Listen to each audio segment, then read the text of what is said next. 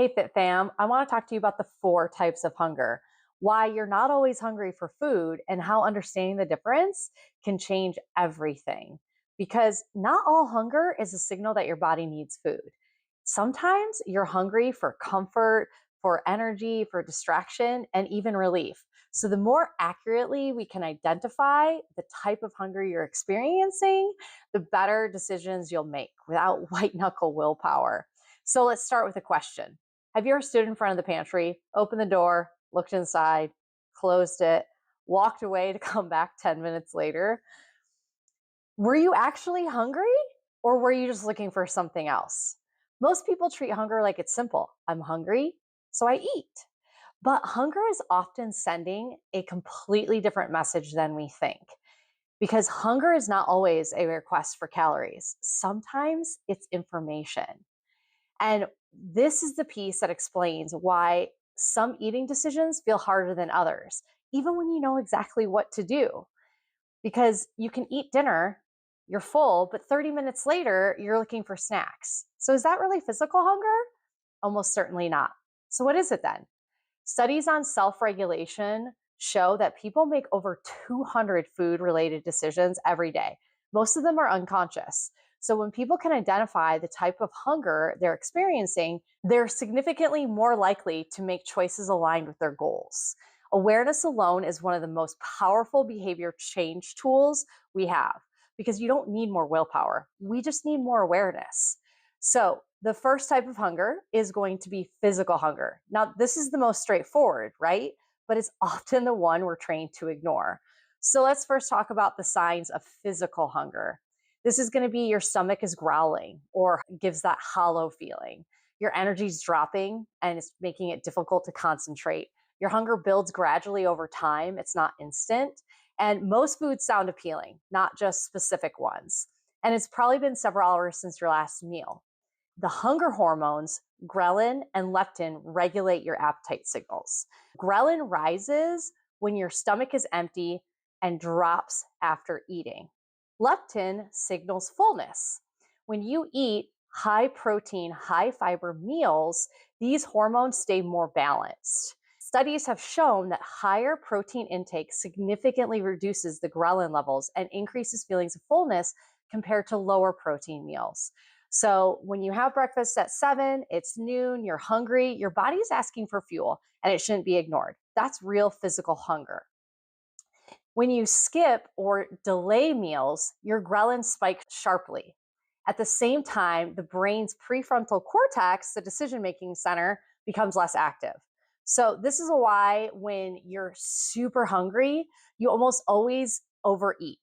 You're not weak, you're running low on blood glucose with a brain that has literally shifted into survival mode. When you skip or delay meals, ghrelin spikes sharply. And at the same time, your brain's prefrontal cortex, the decision making center, becomes less active. So hunger builds and becomes harder to manage. You make faster, less intentional food choices, and you end up eating more than you intended because your satiety signals are delayed. Now, here's the strategy. We want to honor physical hunger proactively. This is why we want to work on creating a well balanced meal with protein, specific carbs, veggies, healthy fats, because they prevent the ghrelin, your hunger hormone, from spiking to the point where good decisions feel impossible. The combination keeps ghrelin suppressed longer than a carb heavy meal would. So, physical hunger is the one type you should always eat for. The goal is to catch it before it takes over, though. Number two is going to be that emotional hunger. And this is the one most people are probably aware of, but it's still the hardest to catch in the moment.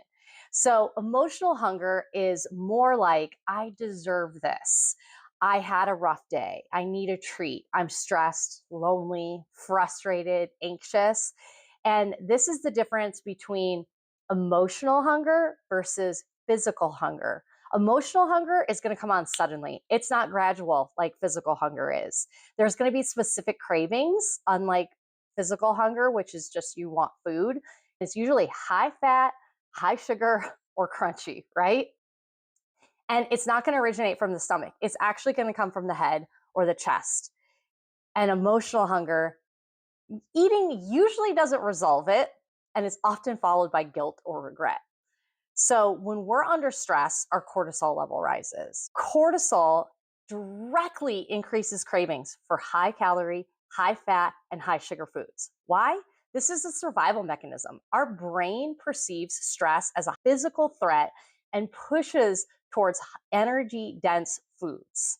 A well documented study found that people under chronic stress consume significantly more sweet and fatty foods than their non stress counterparts. This isn't weakness, this is biology. So, highly palatable foods, sugar, fat, salt combos, they trigger a dopamine release. And that's the brain's reward system, right? This is why emotional eating feels temporarily relieving. The brain is literally rewarding itself. The problem is that the dopamine is short lived. The emotion is still there, and now the guilt has joined the party. So it's important to remember that emotional eating is not a character flaw, it's a coping strategy. And it's one that worked at some point, or your brain wouldn't keep reaching for it. So the strategy here is to name it before you eat it. Instead of asking, what should I eat? Let's pause and ask, what am I actually feeling right now? And what would actually help? If you're stressed, maybe instead of food, it's a 5-minute walk, deep breathing, or calling a friend to vent. If it's loneliness, we reach out to somebody, get out of the house, walk around. Boredom, change your environment, go for a drive, do something with your hands, be physically active. And if it's frustration or anxiety, movement is actually one of the fastest cortisol reducers available. And if you still want food after naming the emotion and trying an alternative, eat it, but consciously, not automatically. The goal isn't to never eat emotionally, it's to eat on purpose instead of on autopilot. Now, number 3, fatigue hunger. This is one of the ones that surprises people the most and the one that quietly derails more nutrition plans than anything else. So, signs of fatigue hunger is going to be energy crashes. So, that 2 to 4 p.m. drop. There's a strong sugar or carb cravings that are tied to this when you're tired. Eating because you're dragging, not because your stomach is empty. Sleep and hunger hormones are actually tightly linked. There was a study that found that just 2 nights of poor sleep increased your ghrelin, that hunger hormone, by 28% and decreased the leptin, the satiety hormone, by 18%, which means subjects were significantly more hungry and less able to feel full. They reported increased appetite, especially for calorie dense foods. Poor sleep doesn't just make you tired, it chemically makes you hungrier. So the brain runs almost exclusively on glucose. When you're sleep deprived, glucose metabolism in the prefrontal cortex drops. And remember, this is part of the brain that is responsible for saying, maybe I don't need those chips. So when that drops, the brain overcompensates by sending urgent signals for fast energy. This is why just have willpower doesn't work when you're exhausted. You slept 5 hours by 3 p.m., cookies sounded credible, and that's not a willpower problem. That's your brain trying to survive. So, the strategy to address the actual deficit before reaching for food when you're dragging, run through this quick check. Water first. Even mild dehydration actually mimics fatigue and low energy. So drink 12 to 16 ounces before deciding you need food. Go for a 10-minute walk. Movement increases circulation and alertness faster than a snack in most cases. So if you genuinely haven't eaten in 3+ hours, a protein forward snack is definitely appropriate. If you ate recently though, food won't fix tired. And then the long term solution is to work on fixing your sleep. Protect sleep like it's a training priority because it is one. Sleep deprivation is a long term nutrition sabotager because sometimes you're not hungry, you're exhausted, and no amount of food fixes tired. Now, number 4 is your habit hunger. This may be the most common and the sneakiest because it doesn't just feel like a habit, it just feels like hunger. Habit hungers happen when your brain has learned to expect food in specific context or at a specific time. The environment becomes a trigger. So, most common types of habit hunger triggers, You go to the movies or you're watching TV and you want popcorn or snacks. You sit on the couch after dinner and all of a sudden you want something sweet. You're driving and you are tempted by the drive through. 3 p.m. at work, you're thinking snack, let's go to the vending machine or break room. And then nighttime hits and you always want a dessert or late night snacking. You walk through the kitchen and you might even grab something without thinking. Those are common triggers for that habit hunger. So signs of the habit hunger is going to be happens at the same time daily, almost like clockwork. It's triggered by a location, activity, or a routine. It's not connected to your stomach hunger. It feels automatic, almost like you're on autopilot. An MIT neuroscientist researched how habits are stored in the basal ganglia. This is the part of brain that operates mostly outside of our conscious thought. When a habit cue fires, the brain follows its script automatically. So the neurological loop is cue, routine, reward. The brain doesn't distinguish the difference between a helpful habit or a harmful one. It just runs the loop. So, what's the situation where you almost automatically think about food, even when you're not hungry? Remember when we talked about how cues drive behavior? This is exactly what this looks like in action. So, the strategy, we have to disrupt the loop because you can't always eliminate the cue.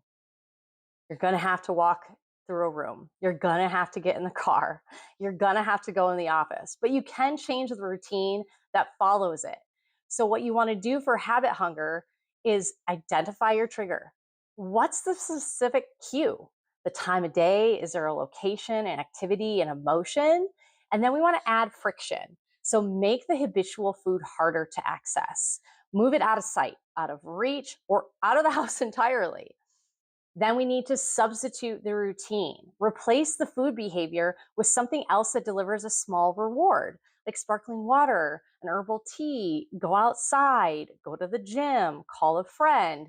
Then change the environment. If nighttime TV triggers snacking, move where you watch or leave something non food in your hands, like a book or a phone. If you eat anyway, notice it, don't judge it. It's data, it's not failure. The awareness is the first step to changing the loop. And remember, habit hunger is your brain following a script. You can rewrite it, but it takes intentional repetition, not willpower. So here's the practical tools that ties all four of these together. It's simple, but it's not easy at first. When a food thought shows up, before you act on it, pause. Ask yourself one question. What type of hunger is this? Is it physical hunger that comes on gradual onset, stomach-based, and most foods sound good? For that, eat a planned, protein-forward meal. If it's emotional hunger, it's going to be sudden at onset. It's going to have a specific craving and it's tied to a feeling. So what do? Name the emotion. Ask what you actually need and try a non-food response first. But if you do eat consciously, not automatically. That's the first step. Now, if it's fatigue hunger, remember you're going to have low energy. You're going to have a sugar or carb craving, and it's going to even be after you recently ate. So the most important thing to do here is to drink water, move for 10 minutes, and if it's been 3+ hours since you've had a meal, have a protein snack. Protect your sleep long term so that this doesn't keep happening. And then you have those habit hungers. These are going to be triggered by context, time, or environment. And we want you to recognize the cue, substitute or add friction to your response, and rewrite the routine with intentional repetition. A controlled study found that mindful eating interventions, which include pausing and identifying hunger type before eating, significantly reduced binge eating and emotional eating episodes over 12 weeks. So the simple act of creating a gap between the cue and the action changes the neural pathway over time. Awareness creates choice, and choice creates change. Most people spend years trying to control food through restriction, rules, and willpower. What actually works, though, long term, is understanding yourself better. So I want you to think about which type of hunger shows up most often in your life right now. Is it physical, emotional, fatigue, habit? When those hungers come up, jot it down, think about it, No judgment, no guilt, just data. And then after a week, we should be able to find a pattern. And when we find those patterns, that's where the real work can begin. Because remember, not every craving is hunger. Not every hunger needs food. And not every food thought is a problem. When you understand why you're eating, you gain the power to choose differently. That's not a diet, that's a skill, and that's a skill that lasts. So if you enjoyed this and you want to know more about hunger, about cravings, and emotional eating, click the like and subscribe button so you can get the next update.